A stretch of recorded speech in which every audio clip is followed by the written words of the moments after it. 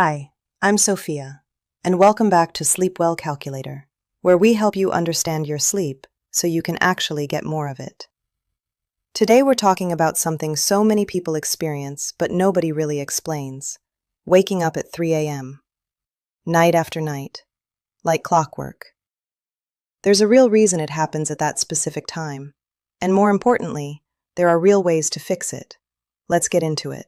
You fall asleep without much trouble. The room is quiet, but then, somewhere in the middle of the night, your eyes snap open. You roll over and check the clock. It is exactly 3 a.m. Again, it feels eerie, almost as if your own biology has picked out a highly specific hour to betray your need for rest. Before you even move, your mind starts rushing to fill the silence. Thoughts about tomorrow's schedule, sudden worries, and the immediate dread of how much sleep you are losing flood your brain. 3 a.m. marks the point where the underlying architecture of human sleep undergoes a major schedule transition.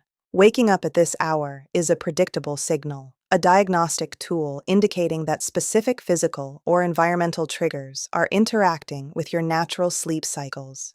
If you go to bed around 10 or 11 p.m., the first few hours are when your body works through its heaviest, most restorative phases of sleep.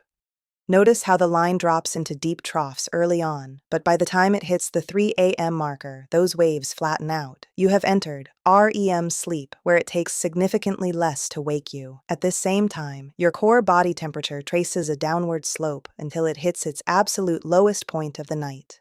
Then cortisol begins a steep, scheduled upward climb. Cortisol is a hormone that manages metabolism and helps prepare your nervous system for morning alertness.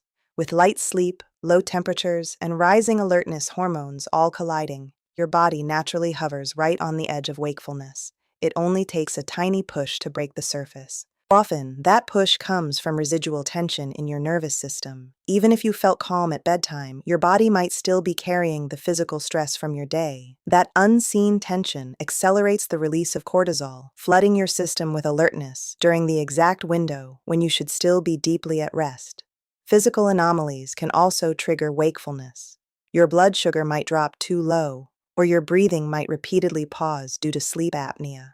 Sleep apnea is a disorder where the upper airway becomes blocked repeatedly during sleep, reducing or stopping airflow.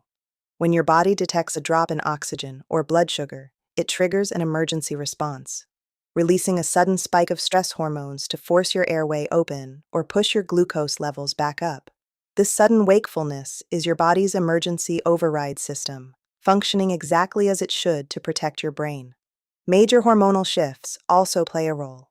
For women in perimenopause or menopause, fluctuating hormone levels disrupt temperature regulation, making sleep unstable in the second half of the night.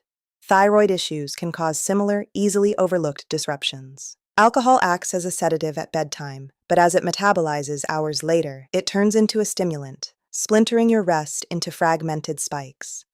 Because you are already in a lighter sleep stage, your environment becomes a trigger. Minor stimuli, a slight temperature change, faint street noise, or the earliest hints of dawn, suddenly become hyperstimulating. When the natural biological baseline of 3 a.m. collides with these chemical or environmental stressors, fragmented sleep becomes a mathematical certainty. You can work with these natural sleep cycle transitions proactively. Taking a few minutes to write down racing thoughts in a journal physically signals to your brain that it can let go of those worries until morning. You also need strict control over your environment. Keep the room aggressively cool and completely dark. Running a white noise machine can mask the minor auditory disruptions that target the fragile second half of your night. If a 3 a.m. wake-up does occur, follow one absolute rule. Do not, under any circumstances, look at the clock. Visual confirmation of the time triggers a fresh wave of stress hormones. That anxiety over lost sleep promptly locks your brain out of the sleep cycle. Instead, focus on your physical response. Lie completely still. Keep your eyes closed and intentionally slow your breathing, giving your biology a chance to settle before your conscious mind takes over. If sleep does not return, initiate a fallback protocol. Get out of bed, keep the lights low, and do something mundane, like folding laundry or reading a boring book, until you feel drowsy again. Physically leaving the bed prevents your brain from associating the mattress with wakeful anxiety and frustration. A bad stretch of sleep is temporary data, a reflection of your current environment and internal chemistry, rather than a permanent biological failure.